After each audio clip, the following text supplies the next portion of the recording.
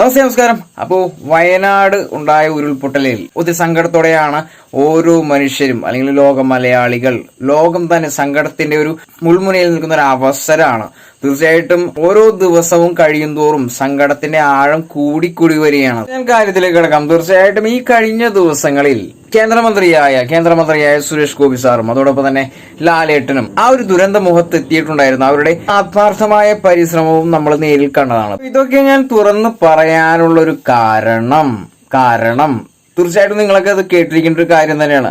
ഈ പറയുന്ന കുറെ കൂതറ മീഡിയാസ് വന്നിട്ട് ഇങ്ങനെ ലാലേട്ടൻ അങ്ങനെ ചെയ്തു, ഇങ്ങനെ ചെയ്തു, അതോടൊപ്പം തന്നെ സുരേഷ് ഗോപി സാർ അങ്ങനെ ചെയ്തു, ഇങ്ങനെ ചെയ്തു, വളരെ മോശവത്തായ രീതിയിലുള്ള ഓരോ കാര്യങ്ങൾ പറഞ്ഞ് മറ്റുള്ളവരെ ഫലിപ്പിക്കുന്ന രീതിയിലുള്ള ഒരു സങ്കടവത്തായ പ്രചരണങ്ങൾ, മോശവത്തായ രീതിയിലുള്ള പ്രചരണങ്ങൾ. ഇതിനാണ് ഇങ്ങനെയുള്ള ഒരു സിറ്റുവേഷനിലും, വളരെ സങ്കടകരമായ രീതിയിലുള്ള സിറ്റുവേഷനിലും ഇതേപോലെ മോശവത്തായ രീതിയിലുള്ള പ്രചരണങ്ങൾ എന്തിനാണ് മീഡിയകൾ വഴി പ്രചരിപ്പിക്കുന്നത്?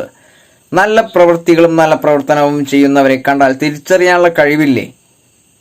എന്തിനാണ് ഇങ്ങനെ തെറ്റായ രീതിയിൽ ഓരോ മീഡിയകൾ വഴി പ്രചരിപ്പിച്ചുകൊണ്ടിരിക്കുന്നത്? പ്രചരിപ്പിക്കുന്നവരോട് ഒരു കാര്യം പറയാനുണ്ട്.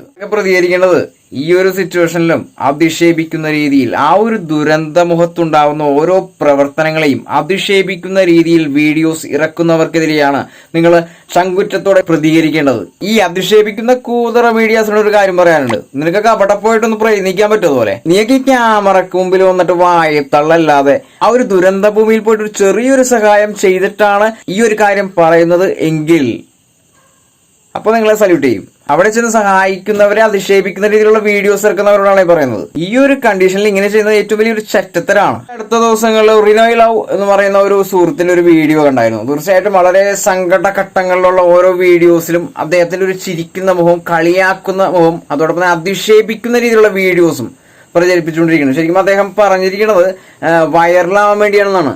ശരിക്കും വയറിലല്ല അവനാക്കേണ്ടത്, അവനെ വയറാണ് അളക്കേണ്ടത്. പച്ചയ്ക്ക് പറയണമെന്നുണ്ടെങ്കിൽ അവന്റെ തന്തക്കും തള്ളക്കും വിളിക്കണമെന്നുള്ള കാര്യം ഞാൻ പറയുന്നില്ല. കാരണം എന്റെ കുടുംബത്തിലെ ആൾക്കാരുണ്ട്, അതുകൊണ്ട് ഞാനത് പറയുന്നില്ല.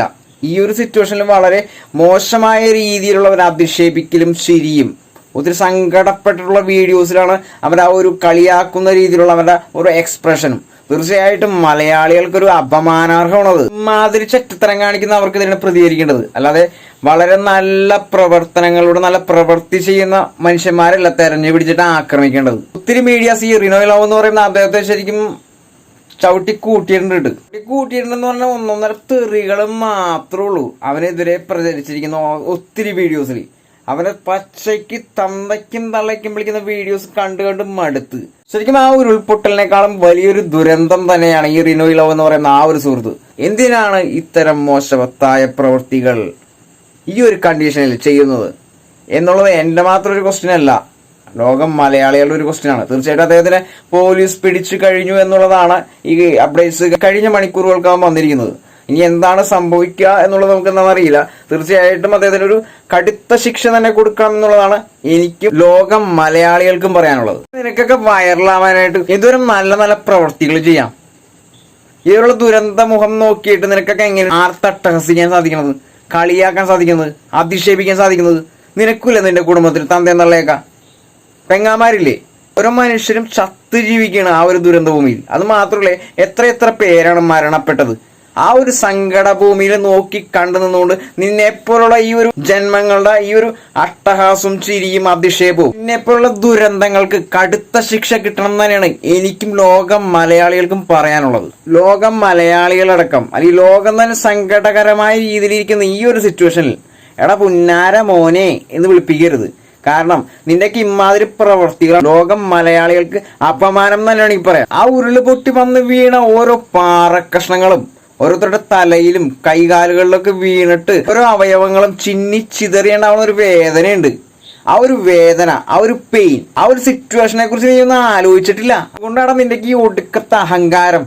ദുരന്ത ഭൂമിയിൽ കാണാതെ പോയ കുഞ്ഞുങ്ങളെ കുറിച്ച് പറയുമ്പോൾ അവൻ കളിയാക്കുന്ന രീതിയിൽ ഒരു എക്സ്പ്രഷൻ ഇട്ടിരിക്കുന്നത്. കാരണം ആ ഒരു വീഡിയോ കാണുമ്പോൾ നമുക്കുണ്ടല്ലോ കയറി ഞെരിക്കാൻ തോന്നും. അവരൊക്കെ ഒരു വൈറലാവലി ഇവന്മാരെ പോലുള്ള അവന്മാരുടെ തുറങ്കിലടക്കേണ്ടത്. കുടുംബത്തിലിരിക്കുന്ന തന്തക്കും തള്ളക്കും പറയാൻ വേണ്ടി ഓരോ ജന്മങ്ങൾ ഉണ്ടായിക്കോളും. എന്തിനാണ് സമൂഹത്തിന് ഉപദ്രവകരമായ രീതിയിൽ ഇങ്ങനെ പ്രവർത്തിക്കണം? എന്തിനാണ്? ആ ഒരു ദുരന്ത ഭൂമിയിൽ നിന്ന് അകന്നുപോയ മൃഗങ്ങൾക്കുണ്ടായല്ലോടാ ഇത്തിരി സ്നേഹവും കടപ്പാടും. തീർച്ചയായിട്ടും ആ ഒരു വാർത്തയിൽ പറയുന്നത് കേട്ടാൽ മാത്രം പോരെ. ഒരു ആന ഒരു അമ്മയെയും കുഞ്ഞിനെയും പ്രൊട്ടക്ട് ചെയ്ത കാര്യം. ശരിക്കും ആ ഒരു ദുരന്ത ഭൂമിയെ ആ ഒരു മൃഗത്തിനടക്കം മനസ്സിലാക്കാൻ സാധിച്ചു. അവിടുത്തെ ആ ഓരോ മനുഷ്യരുടെയും ദുഃഖങ്ങളെ മനസ്സിലാക്കാൻ സാധിച്ചു എന്നുള്ളതാണ്. ആ ഒരു മൃഗത്തിലുണ്ടായ നന്മയുടെ ഒരു അംശം പോലും നീയൊക്കെ ഒരു മനുഷ്യനാണോ? തീർച്ചയായിട്ടും ഒത്തിരി സങ്കടം തോന്നി ആ ഒരു വീഡിയോ കണ്ടപ്പോൾ. അതുകൊണ്ട് തന്നെയാണ് ഈ ഒരു പ്രതികരണം. തീർച്ചയായിട്ടും വീഡിയോ കണ്ടതിന് ശേഷം കമന്റ്സ് നല്ലതാണെങ്കിലും മോശവത്താണെങ്കിലും കമന്റ് ബോക്സിൽ വരിക. I am waiting.